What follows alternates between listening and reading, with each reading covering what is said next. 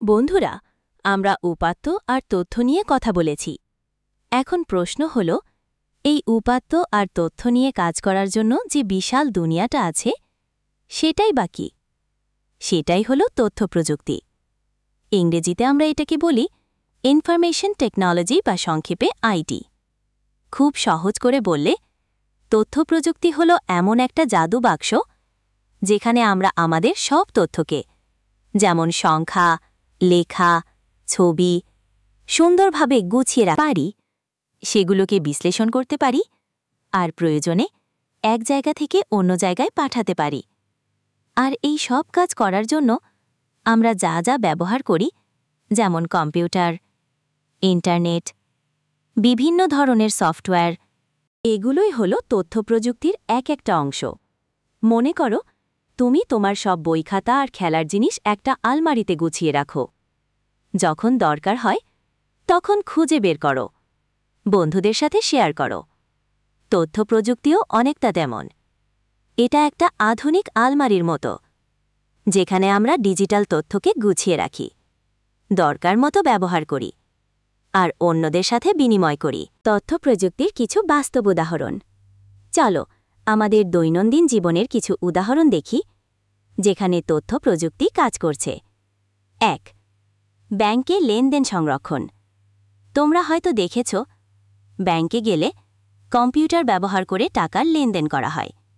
কে কত টাকা জমা দিল, কি কত টাকা তুলল, এই সব তথ্য কম্পিউটারে সংরক্ষণ করা হয়। এটা কিন্তু তথ্য প্রযুক্তির কারণেই সম্ভব। হাতে লিখে এত হিসেব রাখা খুব কঠিন হতো। অনলাইন ক্লাস পরিচালনা। এই যে তোমরা এখন অনলাইনে ক্লাস করছ, শিক্ষকরা তোমাদের ভিডিও ক্লাস নিচ্ছেন, অ্যাসাইনমেন্ট দিচ্ছেন, এই পুরো ব্যবস্থাটা চলছে তথ্য প্রযুক্তির সাহায্যে।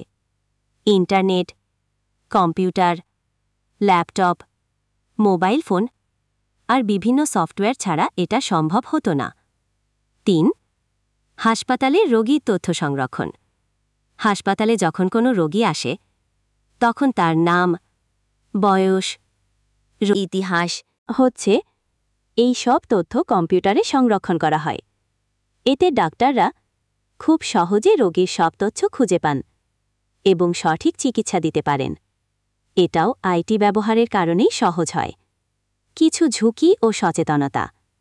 তবে বন্ধুরা, ভালো জিনিসের যেমন ভালো দিক থাকে, তেমনি কিছু ঝুঁকিও থাকতে পারে। তথ্য প্রযুক্তিরও কিছু ঝুঁকি আছে, যেমন সাইবার অপরাধ। খারাপ লোকেরা ইন্টারনেটের মাধ্যমে চুরি বা মানুষকে ঠকাতে পারে। একে বলে সাইবার অপরাধ। ব্যক্তিগত গোপনীয়তা লঙ্ঘন। তোমার ব্যক্তিগত তথ্য, যেমন নাম, ঠিকানা, ফোন, ভুল হাতে চলে যেতে পারে। তাই অনলাইনে কিছু শেয়ার করার আগে খুব সতর্ক থাকতে হবে। ডিজিটাল বিভাজন। সবার কাছে কম্পিউটার বা ইন্টারনেট ব্যবহারের সুযোগ সমান নাও থাকতে পারে। এর ফলে সমাজে যারা প্রযুক্তির সুবিধা পায় আর যারা পায় না, তাদের মধ্যে একটা পার্থক্য তৈরি হতে পারে। একে ডিজিটাল বিভাজন বলে। তাই তথ্য প্রযুক্তি ব্যবহারের ক্ষেত্রে সচেতন থাকা জরুরি। এর সঠিক ব্যবহার আমাদের জীবনকে অনেক সহজ আর উন্নত করতে পারে। এখন যেমন আমরা মুহূর্তের মধ্যে বিশ্বের কোনো প্রান্তের খবর জানতে পারছি, ঘরে বসেই পড়াশোনা করতে পারছি, ডাক্তার দেখাতে পারছি, এগুলো সবই তথ্য প্রযুক্তির অবদান। আশা করি তোমরা এখন বুঝতে পেরেছ তথ্য প্রযুক্তি কী আর কেন এটা এত গুরুত্বপূর্ণ।